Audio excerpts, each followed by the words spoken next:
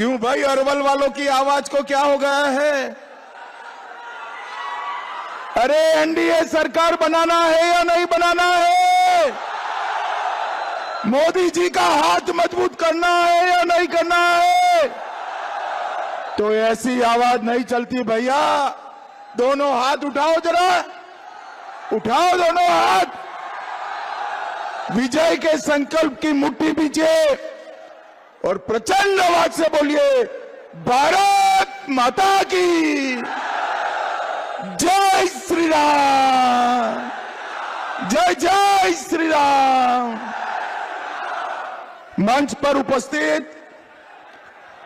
बिहार सरकार के मंत्री श्रीमान हरीश साहनी जी, सम्मानीय विधायक राजेश चौधरी जी, हमारे मीडिया प्रभारी संजय मयूख जी, राष्ट्रीय मंत्री, अरे पुलिस वालों, ओ भाई, ओ लाल टोपी, सारे वो सब हो जाएगा, बैठ जाइए। अब जरा उधर उधर खिसक जाओ भाई।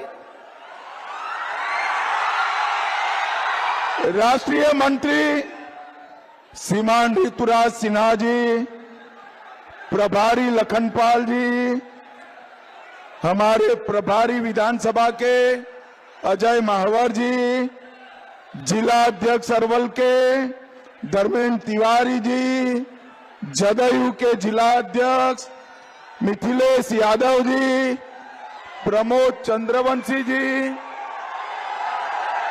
हम के जिला अध्यक्ष सुनील शर्मा जी, पूर्व सांसद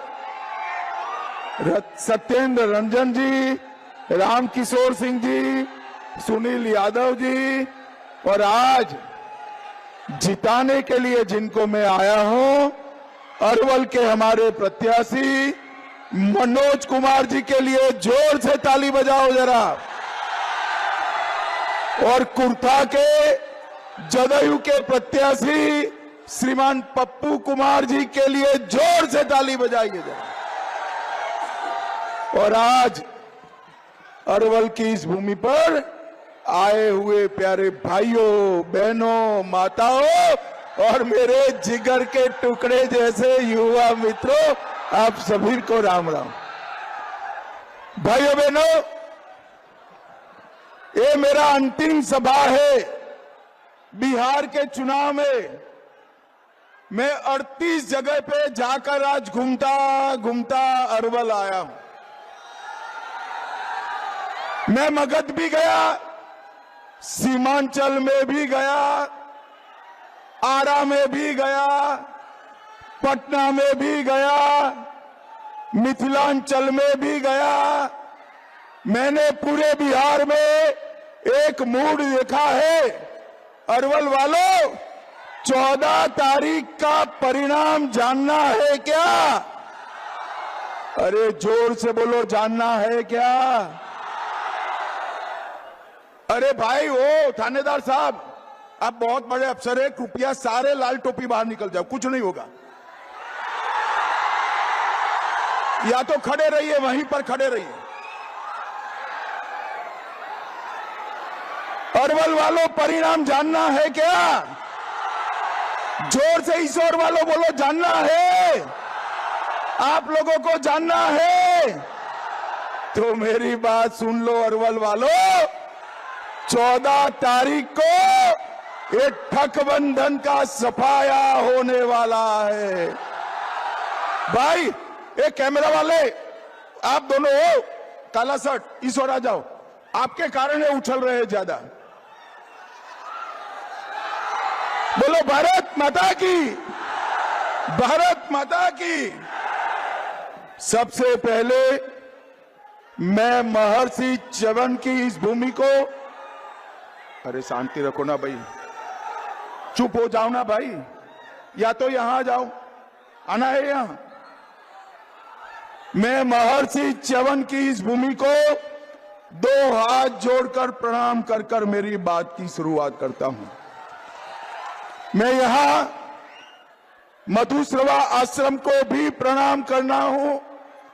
और आप मेरी बात सुनकर रखना अरवल वालों, मधुश्रवा आश्रम का 25 करोड़ के खर्चे से भारत सरकार विकास करने जा रही है, विकास करने जा रही है।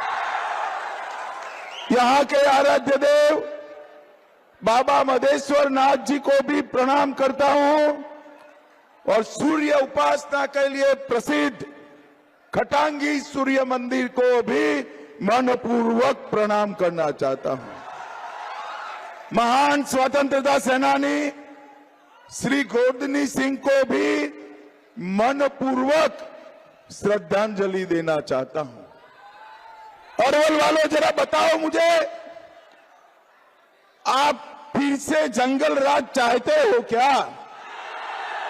जोर से बोलो, चाहते हो? अरवल वालों, एक गलती से भी लाल झंडे वाले आ गए ना तो यहां जंगल राज आएगा, जंगल राज आएगा। भाइयों बहनों, चाहते हो क्या? ये पूरे बिहार में, एक जमाने में बिहार नक्सलवाद से भयाक्रांत था और नक्सलवाद के कारण हमारे बिहार का विकास रुका था। और नक्सलवाद को ये अभी जो लाल झंडे लेकर आते हैं ना, वो ही पनपाते थे, वो ही चलाते थे। मोदी जी ने बिहार को नक्सलवाद से मुक्त कर दिया है, मुक्त कर दिया है। किसी की हिम्मत नहीं है अब बिहार में फिरौती, खून, अपहरण और नक्सलवाद को फैलाने की। मगर याद रखना, जरा सी भी गलती हुआ तो ये नक्सली फिर से भेष बदलकर, कपड़े बदलकर जंगल राज फैलाएंगे, जंगल राज फैलाएंगे। और भाइयों बहनों, अगर उससे बचना है तो कमल छाप और तीर छाप पर बटन दबाना है। दबाओगे ना? अरे जोर से बोलो, दबाओगे ना? भाइयों बहनों, एक और हमारा एनडीए 5 पांडवों की तरह एक मुश्त होकर चुनाव के मैदान में है। मोदी जी, नीतीश जी, मांझी जी, कुशवाहा जी, चिराग पासवान जी, सभी लोग एक मुश्त होकर चुनाव में हैं। और दूसरी ओर एक गठबंधन वाले हमसे ज्यादा अपने साथियों से लड़ाई करते हैं। भाइयों बहनों, हमारा एनडीए का 20 साल का ट्रैक रिकॉर्ड है। 20 साल तक नीतीश जी और 11 साल से नरेंद्र मोदी जी और नीतीश कुमार जी ने यहां से जंगल राज और नरसंहार को खत्म किया है।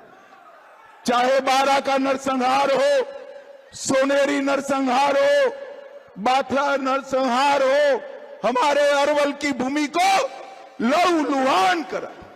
और ये नरसंहारों की पूरी श्रृंखला भारतीय जनता पार्टी और एनडीए ने बंद करी है।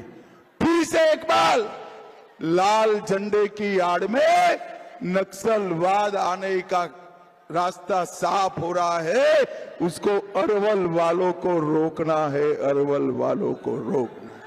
भाइयों बहनों, हम बिहार में नए इंडस्ट्री ला रहे हैं, फिनटेक सिटी बना रहे हैं, इन्वेस्टमेंट समिट कर कर इन्वेस्टमेंट ला रहे हैं। ये माले वाले आ गए ना तो सारा उद्योग चला जाएगा, सारा उद्योग चला जाएगा। मोदी जी का प्रयास है 1,80,000 करोड़ रुपए का इन्वेस्टमेंट, प्राइवेट इन्वेस्टमेंट बिहार में लाने का। मोदी जी ने 11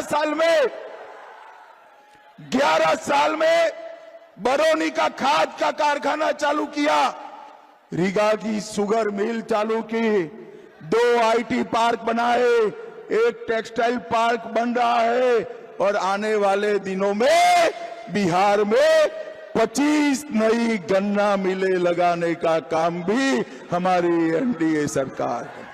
ये माले वाले आए, एक कम्युनिस्ट घुसेंगे तो सारा इंडस्ट्री को भगाने का काम करेंगे। भाइयों बहनों, ये लाल झंडे वालों को अरवल में रोक लेना, यहां से पटने तक न जाए, पटने तक न जाए। रोकोगे ना? अरे युवाओं बोलो, रोकोगे ना? भाइयों बहनों, अभी थोड़े समय पहले राहुल बाबा ने एक यात्रा निकाली थी, बड़ी यात्रा निकाली। राहुल बाबा कभी 15 दिन तक धूल नहीं फाकते, रोड पर निकले, 15 दिन तक रोड पर निकले। और भाइयों बहनों, यात्रा किसके लिए थी? बिहार के युवाओं के कल्याण के लिए थी? ना भाई। बिहार के दलितों के लिए थी? ना। बिहार के अति पिछड़ा गरीब और माताओं बहनों के लिए थी? ना। यात्रा थी घुसपैठियों को बचाने के लिए, यात्रा निकाला था घुसपैठियों को बचाने के लिए। अरवल वालों मुझे बताओ, बिहार में घुसपैठिए रहने चाहिए क्या? जोर से बोलो, रहने चाहिए? भाइयों बहनों, एक घुसपैठिया हमारे युवाओं की नौकरी खा जाता है, हमारे गरीबों के राशन में हिस्सा मांगता है और देश को असुरक्षित करता है। ये कह रहे हैं वोट चोरी हुई है, इतनी बड़ी हजारों में संख्या है, आपका किसी का वोट कटा है भाई? अरे जोर से बोलो, कटा है। तो राहुल जी किसके वोट की बात कर रहे हैं? किसके? एक घुसपैठियों की वोट की बात कर रहे हैं। मुझे बताओ, काटना चाहिए या नहीं काटना चाहिए? अरे जोर से बोलो, काटना चाहिए या नहीं काटना चाहिए? भाइयों बहनों, मैं आज च्यवन ऋषि की भूमि पर बताकर जाता हूं, ए राहुल बाबा को जितनी यात्रा निकालनी है निकाले, पटना से लेकर इटाली तक, मगर वो घुसपैठिए को बचा नहीं पाएंगे। देश और बिहार से एक एक घुसपैठिए को हम चुन चुन कर निकालने का काम करेंगे, चुन चुन कर निकालने का। भाइयों बहनों, उनको बिहार के युवाओं से ज्यादा बांग्लादेश से आए हुए घुसपैठियों की चिंता। भाइयों बहनों, बाबा साहेब आंबेडकर का नाम उनके लिए चुनाव में लेने के लिए, बाबा साहेब जिंदा रहे तब तक ये कांग्रेस पार्टी ने बाबा साहब का विरोध किया। मरने के बाद भी, इनके अवसान के बाद भी इतने बड़े व्यक्ति के सम्मान में कुछ नहीं किया। उनको भारत रत्न भी तभी मिला जब कांग्रेस सत्ता से गई। नरेंद्र मोदी जी ने 14 अप्रैल को राष्ट्रीय समरसता दिवस घोषित किया, 26 नवंबर को संविधान दिवस घोषित किया और बाबा साहब के 5 स्थान, महू में जन्म स्थान, लंदन में पढ़ाई लिखाई का अध्ययन स्थान, नागपुर में दीक्षा भूमि, दिल्ली में महापरिनिर्वाण स्थल और मुंबई में चैत्य भूमि को तीर्थ बनाने का काम भारतीय जनता पार्टी के नेता नरेंद्र मोदी जी ने किया। इनके लिए बाबा साहब का नाम वोट बटेरने का स्थान, हमारे लिए बाबा साहब आंबेडकर का नाम श्रद्धा का केंद्र है मित्रों, श्रद्धा का केंद्र है। और आज मैं कहकर जाता हूं, हमने एक गरीब दलित के बेटे रामनाथ कोविंद को हमने देश का राष्ट्रपति बनाने का काम किया और सबसे ज्यादा दलित सांसद, ट्राइबल सांसद और ओबीसी सांसद किसी के जीत कर आते हैं तो हमारे एनडीए के जीत कर आते हैं। बाबूजी जगजीवन राम का भी जीवन भर अपमान किया, उनको उन्होंने प्रधानमंत्री नहीं बनने दिया। भाइयों बहनों, अभी नीतीश बाबू और नरेंद्र मोदी जी ने जीविका दीदियों के अकाउंट में 10,000 रुपया भेजने का काम किया है। अब अरवल वालों, आप लोग तो खुश होकर ताली बजाते हो, परंतु ये महाठगबंधन वाले कहते हैं हम इसको वापिस ले लेंगे। मैं आज कहकर जाता हूं, अरे चिंता मत करो तुम, मैं कहकर जाता हूं, किसी की हिम्मत नहीं है जीविका दीदियों के 10,000 रुपये को हाथ लगाने की, किसी की हिम्मत नहीं। इतना ही नहीं भाइयों बहनों, अगर एनडीए की सरकार बनी तो हम जीविका दीदियों के बैंक अकाउंट में और 2.5 लाख 2 लाख रुपया 2.5 साल में डालने वाले हैं। 2.5 साल। भाइयों बहनों, महिलाओं के कल्याण के लिए हमने ढेर सारे काम किए हैं।